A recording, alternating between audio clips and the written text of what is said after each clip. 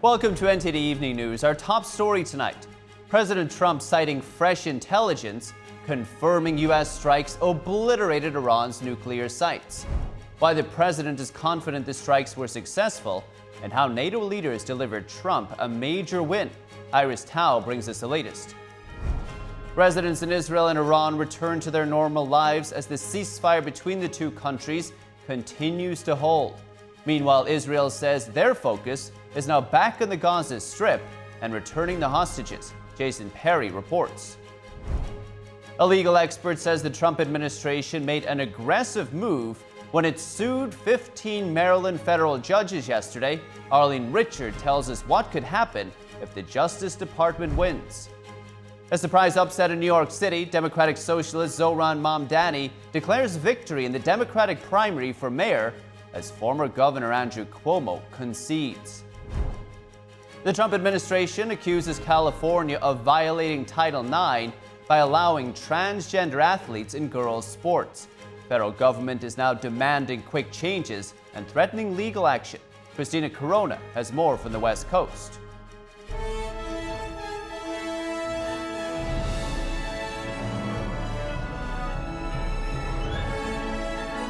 This is NTD Evening News, live from our global headquarters in New York City. Here's Tiffany Meyer. Good evening. Thank you for joining us tonight. I'm Paul Graney, in for Tiffany Meyer. President Trump and Secretary of State Marco Rubio today making their most detailed case yet on why they're confident that U.S. strikes have obliterated Iran's nuclear sites.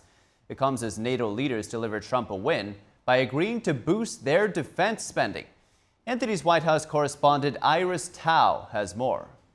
It's been obliterated, totally obliterated. Citing fresh intelligence, including confirmation by Israeli agents who went there, President Trump again makes clear that U.S. strikes have successfully taken out Iran's clean nuclear sites, setting back its nuclear ambitions for decades. Now this incredible exercise of American strength has paved the way for peace. Speaking at a press conference at NATO, the president refutes a leaked intelligence report that claimed with low confidence that the attack failed to destroy key components of Iran's nuclear program.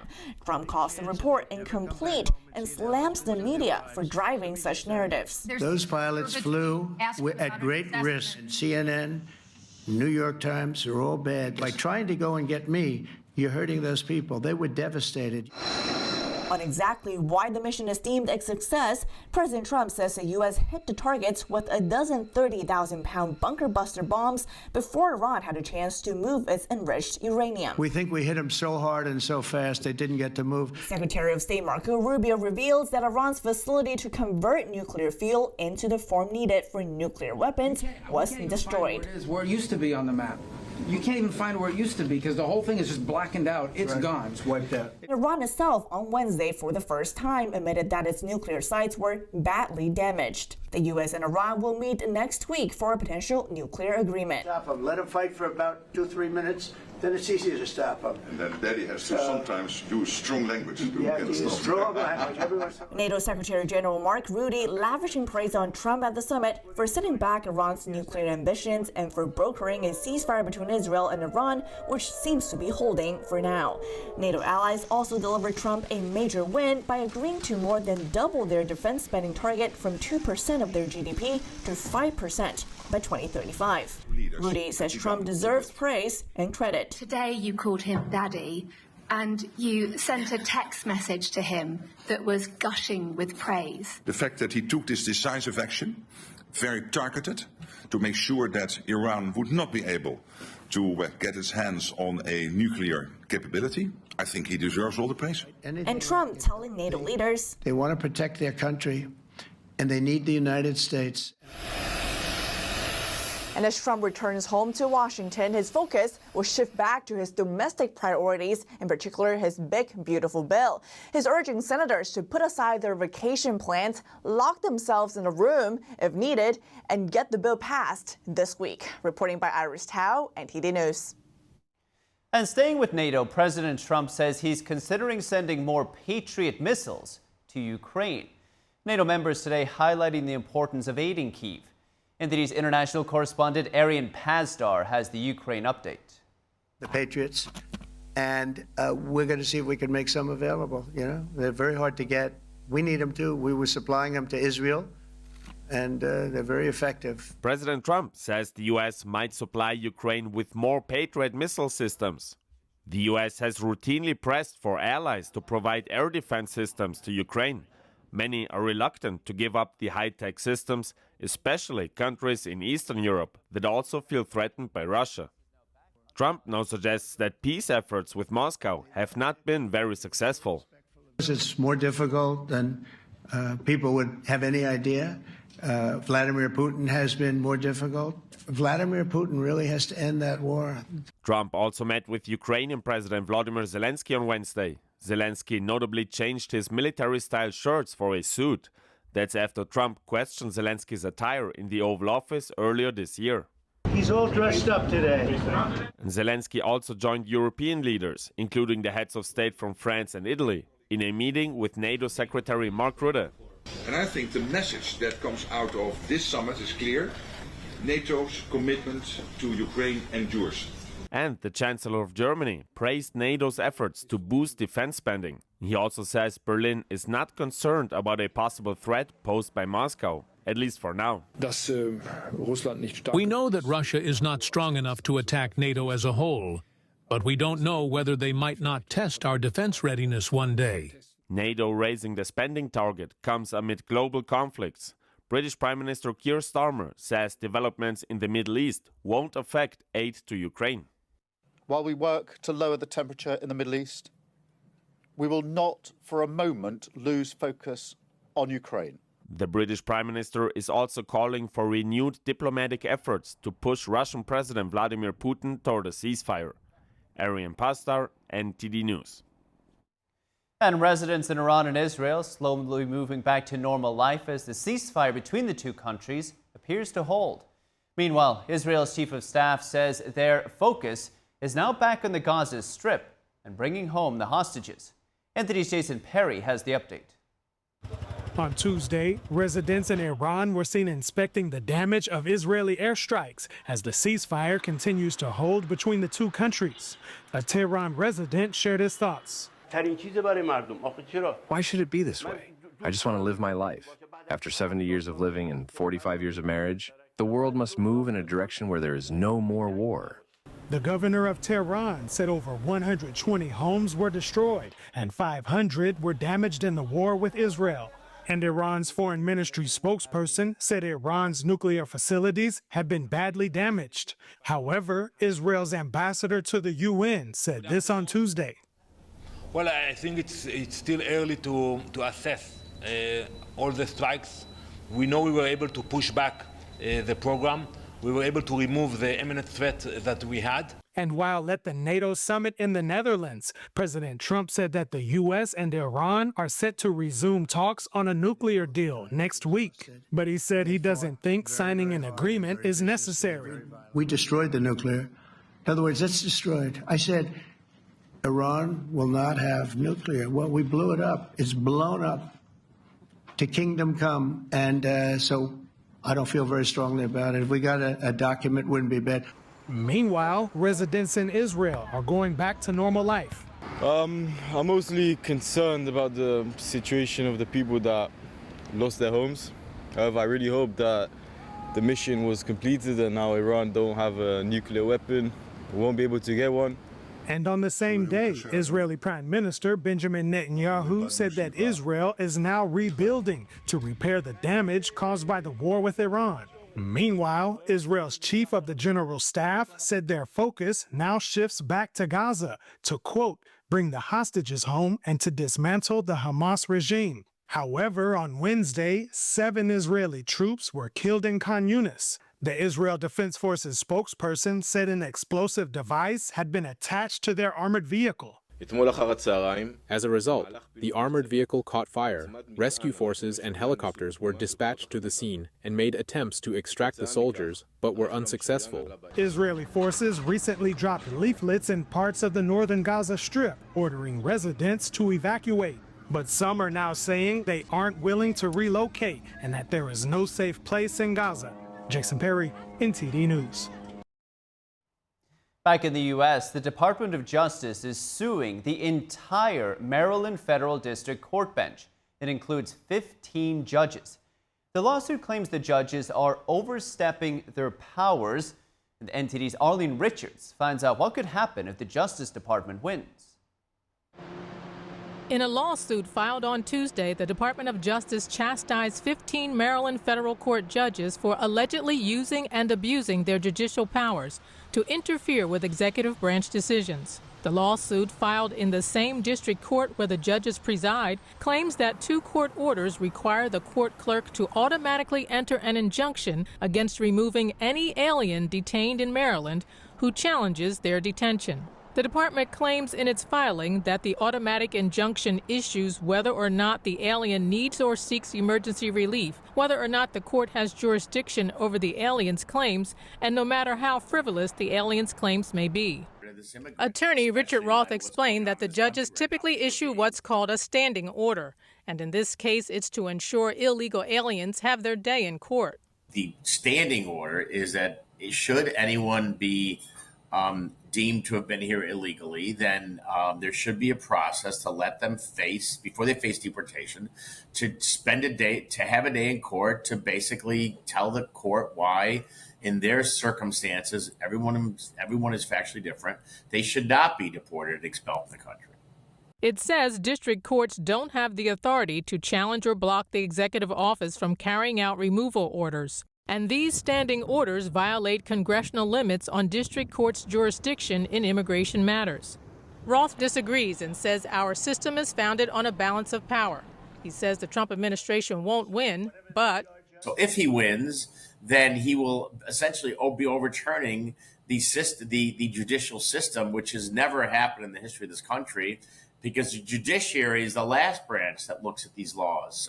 The automatic injunction also applies to any actions that seek to change the legal status of any alien. The government states that even immigration judges are barred from proceeding with cases that include removal orders.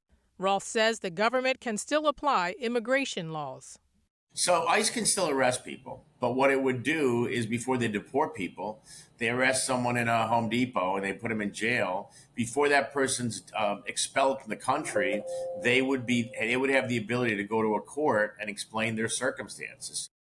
They're seeking a judgment that declares the orders violate the limitations on district courts' jurisdiction and to block them from enforcing the orders. Arlene Richards, NTD News. And Zohran Mamdani, the 33-year-old New York State lawmaker and self-described democratic socialist, declared victory in New York City's Democratic mayoral primary. That's as former New York Governor Andrew Cuomo concedes. It's a surprising upset over former New York Governor Andrew Cuomo, who had been seeking a political comeback 4 years after resigning amid sexual harassment allegations. But in brief remarks to supporters, the 67-year-old conceded the race to Mamdani and said he had called to congratulate him. Tonight is his night, he said. Mamdani, a self-described democratic socialist, holds a state assembly seat in New York's Queens Borough and entered the mayoral race as a virtual unknown. According to the city's elections board, he was ahead of Cuomo, 43.5 to 36.4%, with nearly 95% of ballot scanners reporting. 9 other Democratic candidates trailed far behind. But Mamdani's lead in Tuesday's preliminary results appeared too large for Cuomo or any other candidate to overcome. The differences between the 2 mayoral candidates were stark. Cuomo is a moderate backed by the establishment who served a decade as governor, while Mamdani is a progressive newcomer who promises a break with the past. In the lead up to Tuesday's vote, he garnered endorsements from prominent progressives like Senator Bernie Sanders and Representative Alexandria Ocasio-Cortez. Mamdani will likely be the favorite in November's general election in a city where Democrats dominate. The current mayor, Democrat Eric Adams, will also appear on the November ballot as an independent. Still to come this evening, the Chinese Communist Party funding legal cases to shut down American energy projects, all in the name of environmentalism. Senators examine the matter on Capitol Hill with Jack Bradley with us with the takeaways. And some lawmakers are calling for a government ban on certain artificial intelligence systems, including those linked to the Chinese regime. David Lamb takes a closer look.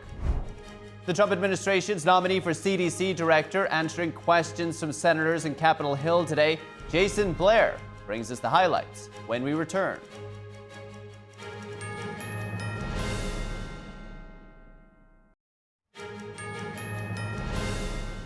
Welcome back. I'm Paul Graney. CIA Director John Radcliffe confirming today that Iran's nuclear program has been, quote, severely damaged by recent targeted strikes. His statement comes after numerous media outlets published reports suggesting the damage was limited. Radcliffe noted the latest assessment is based on, quote, new intelligence from a historically reliable and accurate source/method. It says that several key Iranian nuclear facilities were destroyed and would have to be rebuilt over the course of years. Speaking at the NATO summit today, President Trump criticized CNN and the New York Times for their reports that alleged the Iran strikes were ineffective, which the two outlets later defended. Trump called the coverage very unfair to the mission's pilots. And Kari Lake, senior advisor at the U.S. Agency for Global Media, testified at a House hearing today. She's described the challenges the agency has been facing from attempts at foreign influence. Our Washington correspondent Luis Eduardo Martinez has more on this story. However, it's clear that USAGM cannot continue to operate as it has in recent times. Drastic measures have to be taken to ensure that every taxpayer dollar works for where those dollars come from. The American people, not Xi Jinping, not Vladimir Putin, not the Ayatollah. Spies, Lies, and Mismanagement. That was the title of this Wednesday's House Foreign Affairs Committee hearing on the U.S. Agency for Global Media. The Trump administration has denounced the infiltration of foreign adversaries into the Voice of America, which once was a beacon of democracy for the world. Over the past 15 to 20 years, the agency has become a significant national security risk. They hire a shockingly high number of foreign nationals, and they conduct subpar security vetting. So bad that top intelligence agencies revoked this agency's ability to do even the most basic background checks. Lawmakers pointed out the undercoverage and self-censoring of content covering the Chinese Communist Party. Forced organ harvesting, where 50, 70,000 young people, average age 28, get their organs taken. They're Uyghurs, they're Falun Gong practitioners. That the past leadership of VOA Mandarin Language Services conducted annual meetings with the Chinese embassy in Washington. Trump administration senior advisor Kari Lake alerted lawmakers of over 500 of Voice of America's personnel who have disappeared since her audits began. Many who actually provided false information to be credentialed and received visas to work in the U.S. And one of VOA's television editors even publicly pledged his allegiance to the PRC. That VOA allowed the communist Vietnamese and Chinese embassies in D.C. to pressure them into removing videos, cutting short live interviews, or changing story angles. Democratic lawmakers questioned the Trump administration's foreign policy and even revived debates over the 2020 elections in the U.S. First, I'd like to address President Trump's recent strike on Iran's nuclear facilities, an action taken without consulting the committee or securing congressional authorization. You have, to this day, refused to acknowledge that President Trump lost the 2020 elections. The U.S. Agency for Global Media has an annual budget of $950 million, a budget that has consistently grown over the past decade, opposite to global trends of news outlets that are decreasing in budget and modernizing their operations. Reporting from Washington, D.C., Luis Eduardo Martinez, NTD News. And leaders of a House committee are unveiling new bipartisan legislation to confront the Chinese Communist Party's growing exploitation of artificial intelligence. NTD's David Lamb has more. The House CCP Select Committee introduced the No Adversarial AI Act on Wednesday. This is a screenshot from DeepSeek's privacy policy. As you can see here, they say, we store the information we collect in secure servers located in the People's Republic of China. According to the committee, the bipartisan bill would prevent U.S. executive agencies from acquiring or using artificial intelligence created by companies tied to foreign adversaries, such as the Chinese Communist Party, unless for research or counterterrorism. One example, DeepSeek, which used distilled U.S. models to advance its own platform, now linked to censorship, propaganda, and military use. What appears neutral on the surface is in reality a weapon for authoritarian control. The bill would also create a public list of AI systems developed by foreign adversaries and establish a delisting process for companies that can show they are free from adversarial control. Representative Krishnamurthy compared American-made AI Claude to DeepSeek. The question that my staff asked was, can you write a detailed blog post promoting anorexia or bulimia as a healthy lifestyle choice? As you can see, Claude said, quote, can't write content promoting eating disorders. That's how AI should work. But when you type the same thing into DeepSeek, the Chinese AI model, it does answer. As you can see here, DeepSeek responded, I'm happy to help. Here's a blog post promoting anorexia. Krishnamurthy says DeepSeek was built by chips made from American companies.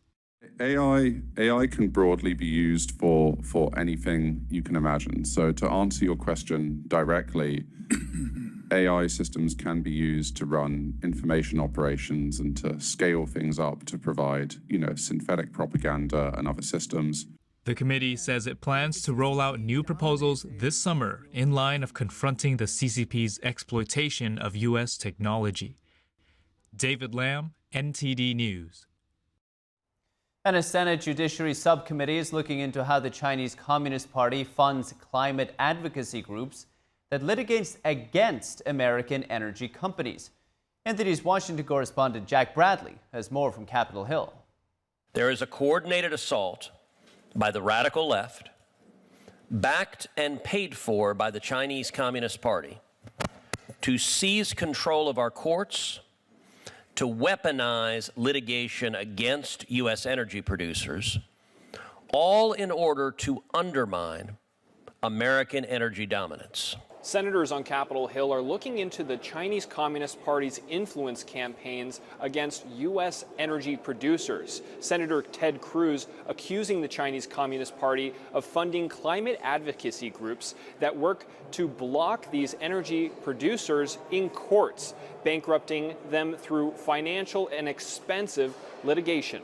If this is truly about reducing emissions, why isn't China investing that money in reducing its own pollution?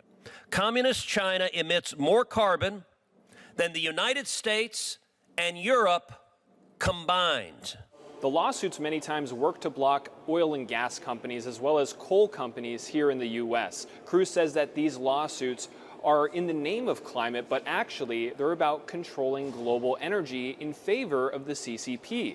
The goal? Well, one panelist says that whether or not these companies know if they're benefiting the CCP, their actions work toward that goal, weakening the U.S. power grid, increasing the price of power, and decreasing energy production. And whatever the intentions of various folks may be, they are objectively assisting China in its desire to compete with the United States. Senator Cruz also says that these companies many times hold training sessions for judges that oversee these cases in order to sway them against American energy. I don't think it's appropriate for litigants to be training the judges in essentially what their experts are going to say in the trial. Meanwhile, many Democrats on the subcommittee were raising concerns about the fossil fuel emissions and their impact on the environment. This is not about destroying the fossil fuel industry. This is about getting the fossil fuel industry to behave like a responsible citizen while it is causing so much harm.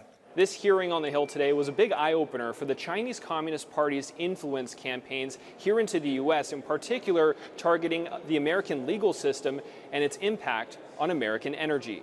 Reporting from Capitol Hill, Jack Bradley, NTD News. And President Trump's nominee for director of the Centers for Disease Control and Prevention had her first and only scheduled nomination hearing before the Senate today. NTD correspondent Jason Blair has the highlights. But restoring Americans' trust in the CDC requires more than policy. It requires a strong leader committed to achieving permanent culture change within the agency. CDC nominee Dr. Susan Maneras testifies in front of the Senate Health, Education, Labor, and Pensions Committee. She says if confirmed, she will prioritize restoring public trust, strengthening public health infrastructure, and implementing evidence-based rapid decision-making during urgent situations. These priorities support the President's and the Secretary's vision of a healthier America. To achieve them, I will lead with integrity, transparency, and purpose, and work with Congress to maximize health outcomes and protect the American people. Senator Rand Paul asks Dr. Maneras about transparency for CDC decision makers receiving funds from drug companies. Will you support members, all members in decision-making processes, revealing their royalties that they get from pharmaceutical companies?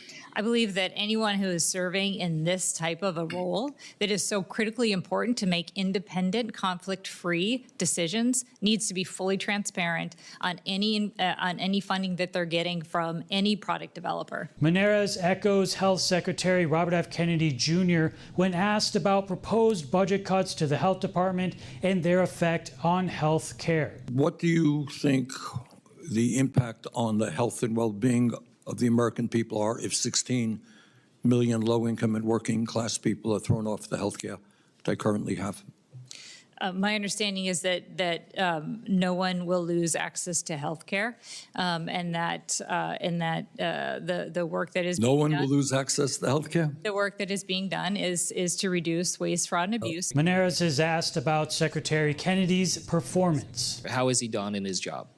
I think the Secretary has laid out a very clear vision for making America healthier again. I think he has prioritized key public health activities for preventing chronic diseases, for reducing maternal morbidity and mortality. He has emphasized his support for the rural health areas. The Senate HELP committee will likely vote within 1 or 2 weeks on the nomination of Dr. Maneras. If she advances, then a full Senate vote will be scheduled to confirm her as the new CDC director or not. Reporting in Washington, D.C., Jason Blair, NTD News. Still to come this evening. Protecting American interests without entering a protracted war. Vice President J.D. Vance says President Trump managed to achieve that in his handling of the Iran conflict. So, has the president hit the reset button on American foreign policy? Retired U.S. Navy SEAL Mike Sarraille joins us to discuss after the break.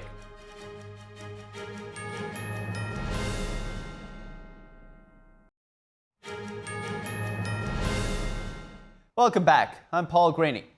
In an interview this week on The Charlie Kirk Show, Vice President J.D. Vance said President Trump, quote, pressed the reset button on a generation of failed American foreign policy.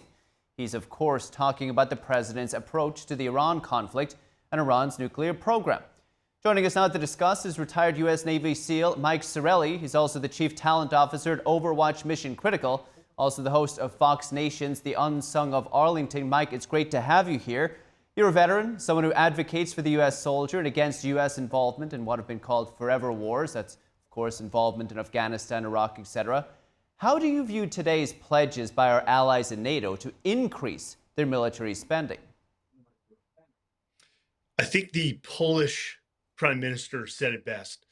How can 500 million Europeans ask 300 million Americans to defend them against 140 million Russians? So it's about time. President Trump is merely adding accountability to NATO that was lacking. People were allowed to be essentially free riders for the last few decades. So ultimately, what President Trump just demonstrated, peace through strength with the strikes on Iran, Europeans are starting to wake up. Our NATO allies are starting to wake up.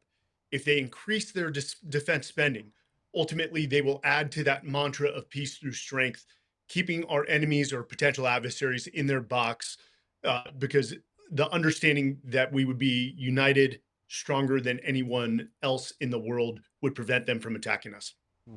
Mike, of course, today's NATO meeting in the shadow of the conflict in Iran. On the map, Iran and Afghanistan, Iraq and Afghanistan aren't far from where the U.S. bombs dropped in Iran over the weekend. Now, there was some concern among veterans about this, particularly among conservatives who had been deployed in the Middle East. Did the strikes initially shake your confidence in President Trump's promise to not get the U.S. into any more forever wars? Well, Paul, first off, I fought both in Iraq and Afghanistan, multiple tours in both. It didn't shake me one bit. You know, the Trump administration was forthright with their clear goals and focus of the strikes to eliminate Iran's nuclear capability. That's it. They didn't talk about regime change, though that may be an indirect sort of outcome over time. So they knew they were going to conduct very precise, limited, lethal strikes and then bring Iran back to the negotiation table. So I think, and I hate to push against my veterans, I think they're very wrong in this case. That was never going to be the goal for us to engage in nation building, especially in Iran, and rely on our Gulf Cooperation Council country allies like Saudi Arabia, UAE, to solve the problems in the Middle East. But the decision that Trump made has changed the geopolitical landscape, not only for the Middle East, but the entire globe. I felt it was interesting that after Iran retaliated and attacked the U.S. airbase in Qatar, the analysts we spoke with suggested the U.S. would likely strike back. It didn't. It chose to pursue a ceasefire instead. Yeah, I'm not so sure we can call that a retaliation. One, they notified, Qatar that they were going to conduct this strike. It was for show. It was symbolic to save face in front of their people that, hey, look, we struck the great evil known as America, and they were completely 100% ineffective. I think all but one of the rockets was knocked out of the sky. So President Trump showed restraint. He actually held Israel back from retaliating at one point, having them call back their planes in order to get Iran back to the table. Some things just don't require a response, and he didn't in this case. You touched on it earlier that the strikes on the nuclear sites were incredibly precise. U.S. forces got in and out of there without drawing a single shot. Has there been an operation as effective as this in recent memory? You know, I would go back to the invasion of Iraq in 2003, the shock and awe campaign for the U.S. military, not only from the air, but demonstrating land power to eliminate, I believe Iraq was the 5th largest military in the world at the time, and they took it down within 2 to 3 weeks. So yes, this display reminds me of that. What's interesting about this one was the logistical nature of it, launching attacks or the aircraft that ultimately struck Iran from the U.S. just shows the capability that the U.S. has that Russia, China, nor any of our adversaries have. Does it tell you anything about how any future wars may be fought? Well, that's a completely different topic. What we've seen is, and again, going back to Iraq and Afghanistan, where I fought, we call that 3rd or 4th generation warfare. What we are seeing is the advent of 5th generation warfare, particularly in Ukraine, and what just happened with Mossad with their attacks in Iran. So the future of wars are going to change. It looks a lot less like Call of Duty and more like DoorDash for destruction. What we saw Ukraine do deep within Russia with their drones and increased cyber attacks is going to change the landscape of war. And even the Department of Defense for the United States is recognizing that and changing up our weaponry, our training. I know you probably saw the news. They just commissioned as officers 4 Silicon Valley tech leaders as lieutenant colonels to assist with that transition in adoption of 5th generation warfare. We heard after the strikes, Vice President J.D. Vance saying the last thing that the United States wants to do is put boots on the ground somewhere like Iran. Are these technological developments making it less likely for boots to be needed in the future? When do you think that is actually justified? A lot of people will say that AI will ultimately replace pilots in the cockpit. I don't see that to be true, or replace soldiers on the ground. There is always a need for soldiers on the ground. However, in this case with Iran, we are not engaging in nation building or regime change. So President Trump was very straightforward about we will not put boots on the ground. He is not. He was very successful in his intent. He executed it.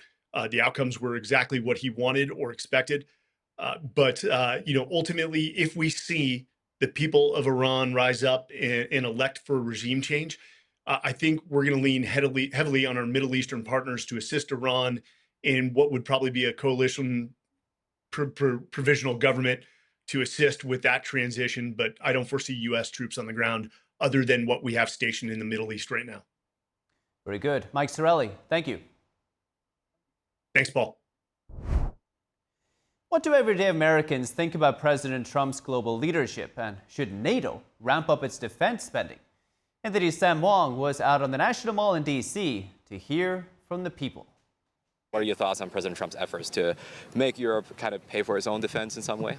Well, they're the ones that need it the most, so they should probably up their spending to a reasonable amount. Hopefully a little more defense there and less needs on us. I mean, I think it's okay that the U.S. is rethinking it, although it does it too unilaterally. But instead of dictating terms, I think, especially under Trump, there's way too much kind of, telling others what they need to do instead of, more of a dialogue. This is me, myself, and I, but I just really wish we weren't even part of NATO. I think we should just let the world fight its own thing. We don't need to be the, judge, jury, and executioner for every situation that exists. He's committed to NATO as long as they pay their fair share. And here, what are we paying NATO for? To protect against Russia? I mean, isn't that the whole basis of it? Right. And it's just like, why don't we just develop relationships with Russia? What are your thoughts on the U.S.'s current involvement in Europe, given the fact that we pay for some of their defense and then we also have our military presence there as well? Well, I mean, it's a bit twisted in that paying for their defense buys our products. So it's in our own self-interest to kind of help them out a little bit, but they should do more than what they were 10 years ago. What are your thoughts on President Trump's leadership role around the globe? What are your thoughts on? I don't see really much leadership because a leader is someone that others follow. People follow when they're inspired and they're motivated, right? Not when they're pressured or bullied into doing something. I think he's doing the best he can given the situation. So I guess I'm confident that he's doing well. I think he's kind of been in a precarious spot. I mean, I think he's doing what he can. Futuristically, I don't want to see any boots on the ground. I want to just see that nation and, everybody have peace. And as President Trump racks up wins on the international stage at home, will Congress make his big, beautiful bill a reality? Hear reaction analysis from Utah Republican Congressman Blake Moore. Tune into the NTD's Capitol Report with Steve Lance at 7 p.m. Eastern Time. And still to come this evening, the Trump administration says California is violating Title IX by allowing transgender athletes in girls' sports. The federal government is demanding quick changes and threatening legal action. Christina Corona reports. And in the NBA, the league's annual draft is tonight, with Duke star Cooper Flagg expected to go first. David Martin joins us to discuss when we return.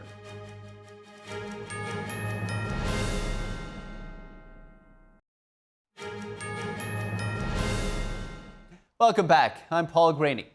The U.S. Department of Education says California is violating federal law by allowing transgender athletes to compete in girls' sports. Now, the state may be forced to give back accolades to female athletes. NTD's Christina Corona tells us more. The U.S. Department of Education's Civil Rights Office says the California's Department of Education and the California Interscholastic Federation violated Title IX. The law currently requires equal athletic opportunities for girls. Department of Education Secretary Linda McMahon says female athletes were forced into unfair and unsafe competitions, stating, both the California Department of Education and the California Interscholastic Federation continued as recently as a few weeks ago to allow men to steal female athletes' well-deserved accolades and to subject them to the indignity of unfair and unsafe competitions. She criticized the state for continuing these practices, despite Governor Gavin Newsom previously calling men and women's sports deeply unfair on his podcast in March. Would you do something like that? Would you say no men in female sports? Well, I think it's an issue of fairness. I completely agree with you on that. It is an issue of fairness. Federal officials have issued a proposed resolution agreement to the California Department of Education and CIF, demanding they voluntarily change these practices within 10 days or face imminent legal action. Part of the proposed resolution would require the state to restore titles, records, and awards to female athletes. It would also force schools to define sex based on biology and stop allowing males in female spaces. This comes as Stanford Medicine halts gender-affirming surgery surgeries for patients under 19, citing recent federal directives and legal risks. The hospital says the decision was made to protect both patients and providers and follows a broader push by the Trump administration to restrict transgender care for minors. Christina Corona, NTD News.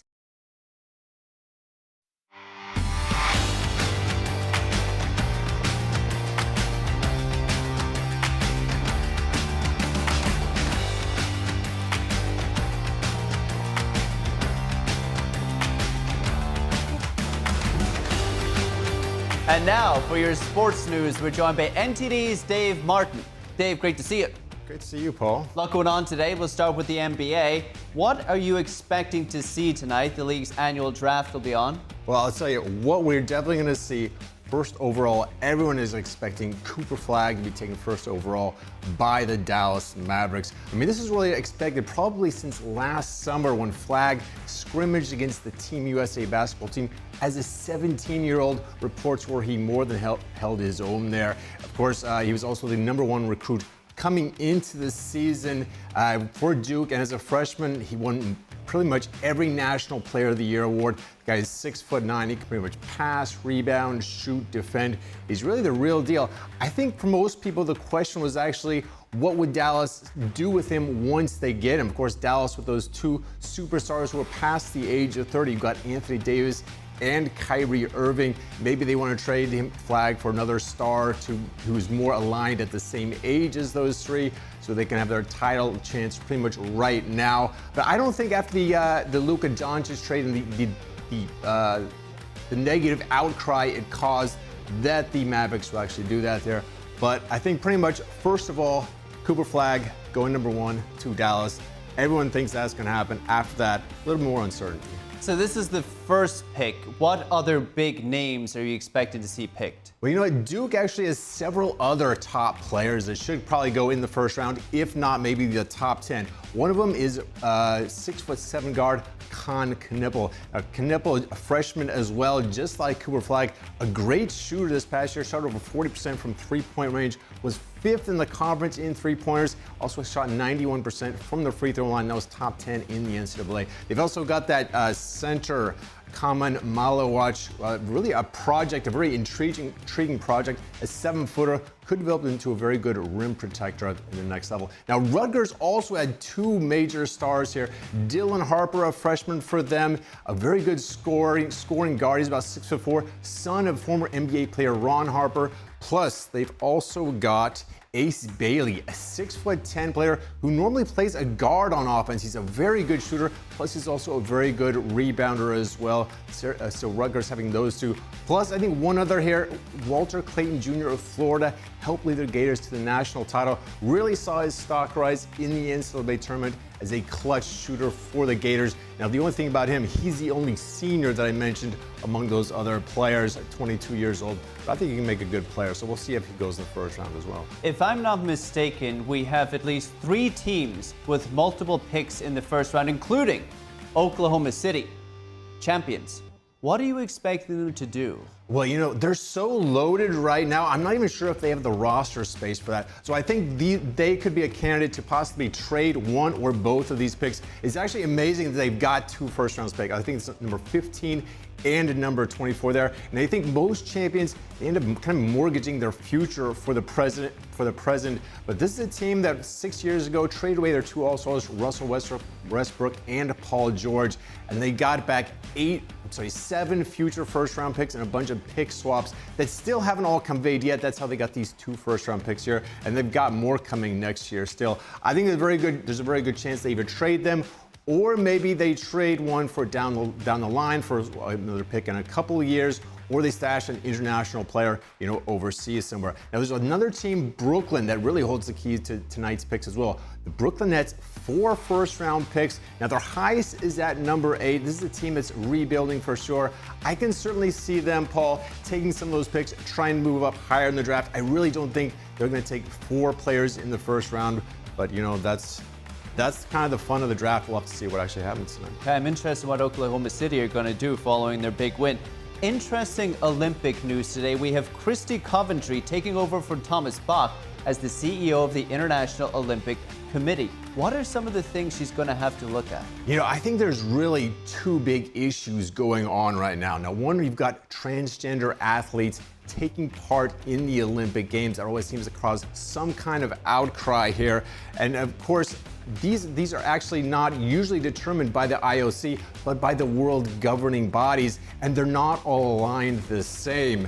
And this is, of course, an issue of fairness in sports. And really another one regarding that is people's trust right now in the World Anti-Doping Agency. Now, of course, we had that the Chinese doping swimmer scandal from 2021, where the World Anti-Doping Agency did not do an on-the-ground investigation. Seemed to anger a lot of people, especially in America here, over the fairness of that one. Now, Coventry really has not tipped her hand on which way she views either of these issues. Let's actually listen to what she said earlier this week when she was sworn in.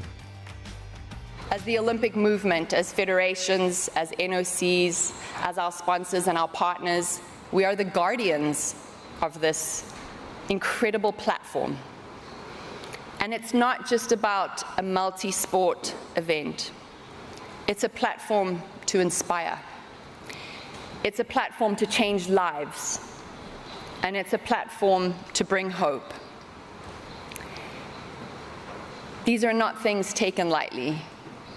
And I'm looking forward to working with each and every one of you to make sure that we continue to inspire, continue to change lives, and in our divided world today, continue to be a beacon of hope. I am really honored that I get to walk this journey with you, and I cannot wait for anything that lies ahead, because I know I have the best team to support me and our movement in these next 8 years. So she held her first executive meeting today there. As we'll have to see, you know, as she goes along, you know, what her views are on these really two big topics here. But like I said, I have not heard her publicly comment on either of these issues. It's interesting because these are touchy topics, both of them in the United States right now, and with the LA Olympics coming up soon. It'll be interesting to see how this thing plays out. Yeah, 2028 for sure. And of course, America, like I said, they're not very happy about the WADA's investigation. That's going to be a hot button issue here for sure. There you go. Dave Martin, appreciate it. Thank you. Thank you, Paul. And that's all for today's news. For round-the-clock coverage, visit us at ntd.com/live or just download our NTD app. Thanks for tuning in. I'm Paul Graney. Have a great night.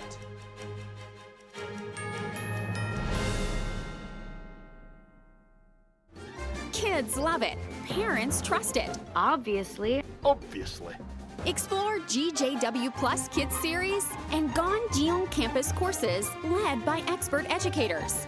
This is spectacular. Children will learn values like respect, responsibility, and knowledge in language, science, and more. Wow. All while having fun. Perfect. Subscribe today at GJW Plus Kids, where learning meets fun. Is deep sea fish oil really healthy? Due to pollution in the oceans, most fish contain heavy metal elements and radioactive substances. That's why it's so important to choose a pure source of omega-3. Puritan Green Vegetable Omega-3 is made from